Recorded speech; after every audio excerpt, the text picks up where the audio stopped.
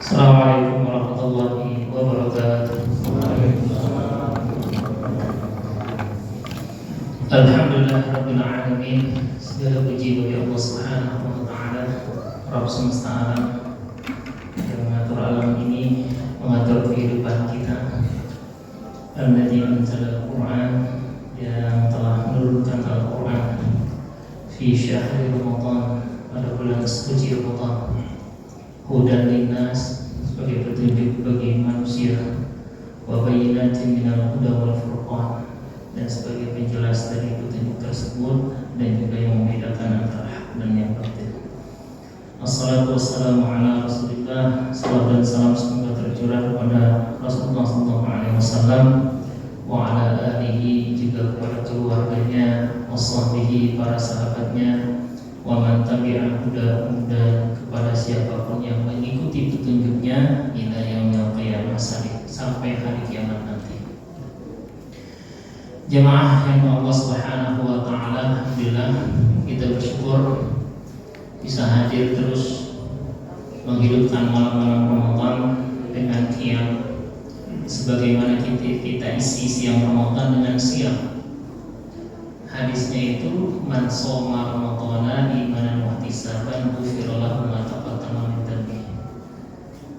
Man shoma, siapa yang puasa Ramadan dengan iman dan ihtisab, ikhlas mencari ridha Allah, Allah ampuni dosanya yang sudah lalu.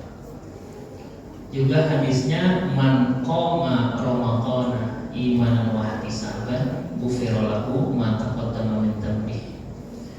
Siapa yang mendirikan Ramadan, qiyam Ramadan, bahkan hadis yang lain man qoma lailatul qadri, siapa yang menghidupkan malam-malam Lailatul Qadar, maka dia juga akan Allah ampuni dosanya yang telah lalu. Dan Rasulullah SAW, sebagaimana diceritakan oleh Siti Aisyah radhiyallahu anha, maka beliau menghidupkan malam-malam Ramadan bukan cuma di awal, bahkan sampai penghujung Ramadan. Idza dakhala al-'ashr, apabila memasuki 10 hari terakhir Ramadan, syadda mi'zarahu, Rasulullah mencangkang kainnya, meninggalkan istrinya. Wa aiqaza ahlahu, beliau membangunkan keluarganya. Wa ahya lailahu, dan menghidupkan malam-malamnya. Jadi Ramadan memang Rasulullah SAW juga memperhatikan keluarga, dan harusnya kita juga seperti itu. Sukses Ramadan kita bukan cuma sendiri kita, tapi juga kita pastikan keluarga kita, bagaimana istri dan anak-anak kita. Karena ayat-ayat tentang Ramadan di dalam surat Al-Baqarah bukan cuma di ayat 183. Ini sering saya mengingatkan, kalau kita tilawah itu ada kita tilawah yang pakai ayat, basisnya ayat, ada yang basisnya halaman, ada yang basisnya lembar, ada juga pakai rubuh, pakai pakai juz juga. Tapi kalau orang-orang tua kita dulu itu kalau tilawah itu basisnya pakai ain. Ya, bisa jadi anak-anak kita nggak ngerti juga, atau kita belum tahu maksudnya apa pakai ain. Ya. Jadi kalau imam-imam di Masjidil Haram biasanya ketika dia mimpin sholat, itu ayatnya kan dari surat Al-Baqarah, dia biasanya berhenti atau ketika rukuk itu menggenapkan bukan pakai halaman, dia biasanya pakai ain. Kalau di Quran kita, terutama yang sering kita baca, maka di kanan dan kiri itu kan ada border. Di border itu kalau cetakannya cetakan Indonesia atau Beirut, biasanya dia ada ainnya. Tapi kalau cetakan Madinah yang biasa kita baca, dia nggak ada ainnya. Dulu saya juga bingung maksudnya apa, kalau ditanya, lu udah berapa ain ngajinya? Ya lama-lama ketika kita mulai belajar, ternyata dari ain ke ain, kalau kita lihat di Quran terjemah kita, dalam terjemah Departemen Agama, yang disempurnakan dengan subtema, maka antar ain itu ada subtemanya. Makanya kalau kita buka Quran terjemah kita ayat 183, di terjemahnya di atas ada subjudulnya, itu subtemanya tentang puasa. Dan tema itu baru selesai di ayat 188. Ayat 188 ke 189 baru ada subtema berikutnya. Mudah-mudahan ini menjadi pemahaman buat kita. Ketika kita berinteraksi dengan Al-Quran, maka tidak cukup dengan satu ayat, satu tema, subtema, atau bahasa kita itu satu alinea.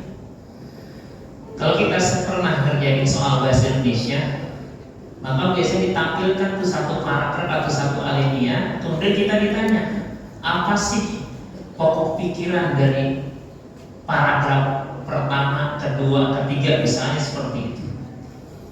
Maka kita akan lihat di dalam surat Al-Baqarah itu banyak sekali subtema. Nah, memahami ayat-ayat tentang puasa, tentang Ramadan, maka kita awali dengan 183 sampai 188. Nah, dalam konteks hari ini di ayat 187 itu adalah ayat yang sangat penguatan bagaimana kita sukses Ramadan bersama keluarga. Ya. Awalnya uhilla lakum lailatas siyami rafatsu ila nisaikum hunna libasul lakum wa antum libasul lahun. Kajian ini cukup panjang karena ini temanya tentang keluarga. Tapi kita akan singkat saja. Semangatnya adalah Al-Quran ini bukan cuma sekedar bacaan, tapi bisa menjadi guidance buat kita. Dan itu yang Allah kuatkan dalam surat Al-Baqarah ayat 183. Bukan Quran sebagai bacaannya saja. Jadi ayat itu 185, syahrul Ramadan alladzi unzila fihil Quran, kalimatnya berikutnya hudan linnas. Dia harus bisa menjadi petunjuk bagi kita. Kalau di ayat yang lain mungkin bisa jadi bicara tentang bacaannya. Alladzina atainahumul kitaba yatlunahu haqqa tilawatihi ulaika yu'minuna bihi. Surat Al-Baqarah juga ayat 121. Itu bicara orang beriman dan bagaimana dia membaca Al-Quran. Karena menjadi bacaan itu menjadi sebuah kepastian. Karena qara'a yaqra'u Qur'anan qira'atan artinya bacaan. Jadi ketika orang beriman kepada Quran gak baca Quran, sebenarnya gak beriman. Karena hakikat Quran itu adalah yang dibaca. Ya. Qur'anan menjadi bacaan kita. Dan orang-orang yang beriman itu terbiasa baca itu. Alladzina atainahumul kitab yatlunahu haqqa tilawatihi. Mereka senantiasa membacanya dengan sebenar-benarnya baca. Jadi interaksi seorang beriman kepada Quran itu interaksi harian, bukan cuma Ramadan, apalagi di Ramadan. Maka dia memperbanyak lagi interaksi. Tapi dia tidak fokus di bacaan saja. Di Ramadan Allah ingatkan, syahrul Ramadan alladzi unzila fihil Quran hudan, sebagai petunjuk bagi manusia. Nah, PR kita bisa nggak ayat-ayat yang kita pahami kemudian menjadi petunjuk untuk apa kita laksanakan dalam kehidupan kita. Kembali 187 surat Al-Baqarah, uhilla lakum lailatas siyami rafatsu ila nisaikum hunna libasul lakum wa antum libasul lahun. Ayatnya memang agak dewasa pembahasannya, tapi kita ingin masukkan ini konteksnya adalah keluarga. Secara harfiahnya uhilla lakum dihalalkan atas kalian lailatas siyam pada malam puasa. Ini malam rafatsu ila nisaikum, hubungan dengan istri wanita-wanita kalian. Kita paham. Cuma ada kalimat yang indah Allah gambarkan, dan ini bukan sifatnya itu adalah secara eksplisit tapi implisit di dalamnya dengan kalimat hunna libasul lakum wa antum libasul lahunna. Hunna, istri kalian adalah libasul lakum, pakaian buat kalian. Wa antum, dan kalian libasul lahunna, adalah pakaian buat mereka. Di ayat yang lain bicara tentang pakaian, surah Al-A'raf, ya bani Adam qad anzalna 'alaikum libasa. Libas. Tadi kalimatnya hunna libasul lakum wa antum libasul lahun. Bicara libas, bicara pakaian, ayat yang lain menguatkan.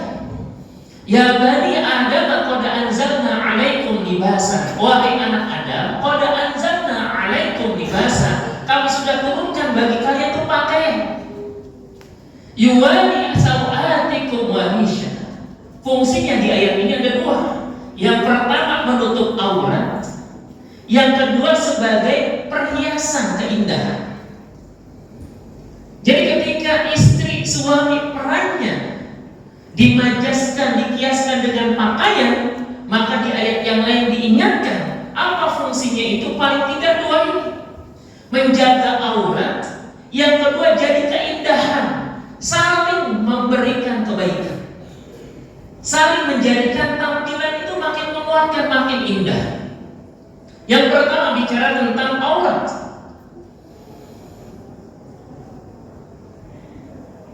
Maka suami harus pandai menjaga kekurangan istrinya di hadapan siapa. Bukan untuk diumbar, bukan untuk diceritakan, ataupun kebalikannya. Kan kita biasanya ngobrol tuh sama teman gitu ya. Awalnya ringan biasanya ya. Ini buka puasa di masjid aja, mohon maaf misalnya gitu kan. Iya nih, nggak ada masalah. Tapi ketika udah mulai menyangkut orang lain, iya nih, bini gue. Nah udah mulai tuh, hati-hati. Karena ketika dia mulai menceritakan kekurangan istrinya, berarti dia tidak bisa bagaimana menjadikan Quran sebagai guidance-nya, sebagai petunjuknya. Untuk apa? Untuk menjaga aurat istrinya, atau istri menjaga aurat suaminya. Ini Masya Allah, ini indah. Betapa banyak masyarakat sekarang mudah sekali dia menceritakan kekurangan pasangan hidupnya di hadapan orang lain, bahkan di sosial media. Mungkin gak sengaja, tapi saya khawatir karena udah kebiasaan ya. Saya pernah lihat ada status, karena saya guru ya, pada sekolah, interaksi itu kan banyak ya, dengan orang tua siswa gitu kan, di sosial media. Ada handuk di atas tempat tidur, difoto oleh seorang istri, di-upload di sosial media. Kalimatnya sirinan, emang nih ayah kalau habis mandi gitu. Saya nggak habis pikir, kan seluruh dunia tahu kebiasaan buruk suaminya.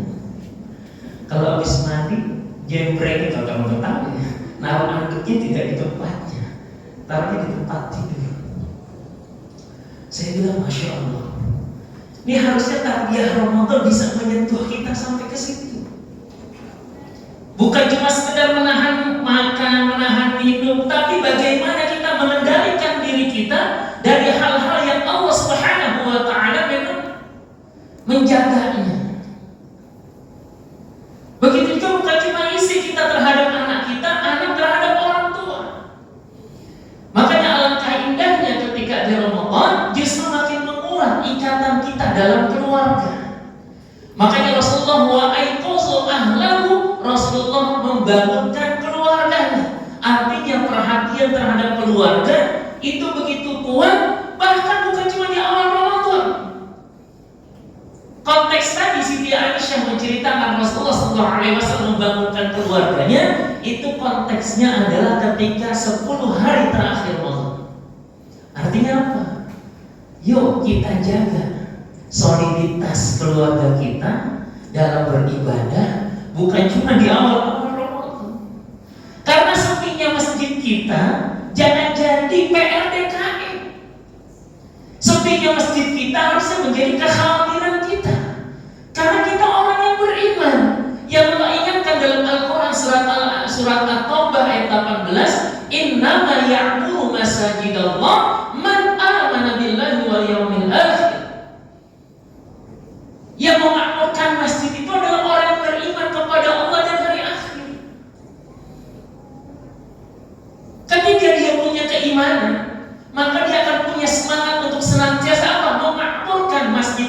Rasulullah, termasuk dengan keluarga-keluarganya.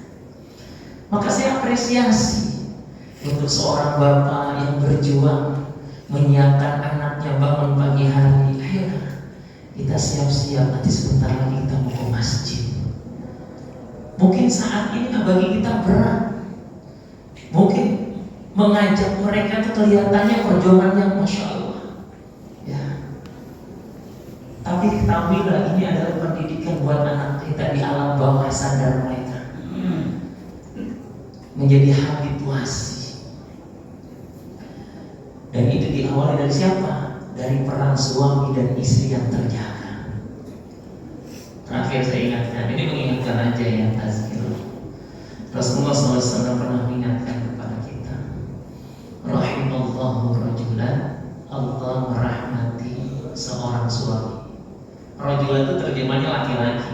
Cuma karena konteksnya ayat hadis berikutnya itu ada perempuannya, berarti suami istri maksud kita. Jadi kita nggak bisa tekstual. Kalau tekstual Allah merahmati seorang laki-laki. Ya, qoma minal laili, dia bangun di malam hari, wa sholat, kemudian sholat. Wa aiqadha imra'atahu, kemudian dibangunkan perempuannya. Bayangin itu. Kalau secara tekstual saja berarti orang yang pacaran dong, bukan. Ya, ini konteksnya suami istri. Jadi nggak bisa tekstual, nggak bisa harfiah. Saya ulangi, rahimallahu rajulan, Allah merahmati seorang laki-laki, seorang suami. Qoma minal laili, dia bangun malam. Wa sholat, kemudian dia sholat. Setelah sholat, wa aiqadha imra'atahu, dibangunin istrinya. Fa in abad, kalau istrinya nggak mau bangun, nadhahat fi wajhihal ma, maka dia perciki air di mukanya. Ini bayangkan, ini bukan Ramadan. Hadis ini tidak bicara Ramadan. Hadis ini bicara tentang qiyamul lail. Dan kebalikannya, rahimallahu imra'atan, Allah merahmati seorang istri, seorang wanita. Qomat minal laili, dia bangun di malam hari, wa sholat, kemudian dia sholat. Setelah sholat, wa aiqadha zawjaha, dibangunkan suaminya. Fa in aba, kalau suaminya tidak mau bangun, nadhahat fi wajhihil ma, maka dia perciki air di mukanya. Garis bawahnya adalah ta'awun ta'abudi. Suami dan istri kerjasama dalam ibadah, saling mengingatkan. Apalagi di Ramadan, kalau istri kita mulai melemah, kita yang ingatkan, Ma, gimana bacaan Qur'annya? Kalau suami kita udah melemah, kita sebagai istri yang ingatkan. Kalau kita sebagai orang tua melihat anak kita melemah, kita yang mengingatkan. Dan kalau kita sebagai anak melihat orang tua kita melemah di akhir Ramadan, di bulan Ramadan ini sampai akhirnya, maka kita fungsinya mengingatkan. Dan itulah insyaallah keluarga kita tidak akan merugi. Innal insana lafi khusr illa alladziina aamanu, kecuali orang yang beriman, wa 'amilus shalihat, terus beramal saleh, wa tawassaw bil haqq, menasihati dalam kebenaran, wa tawassaw bis sabr, dan senantiasa menasihati dalam kesabaran. Hadallahu bikum ajma'in. Semoga Allah hadirkan keluarga kita sakinah, mawaddah, warahmah dengan bingkai Al-Quran dan Sunnah Rasulullah SAW. Assalamualaikum warahmatullahi wabarakatuh.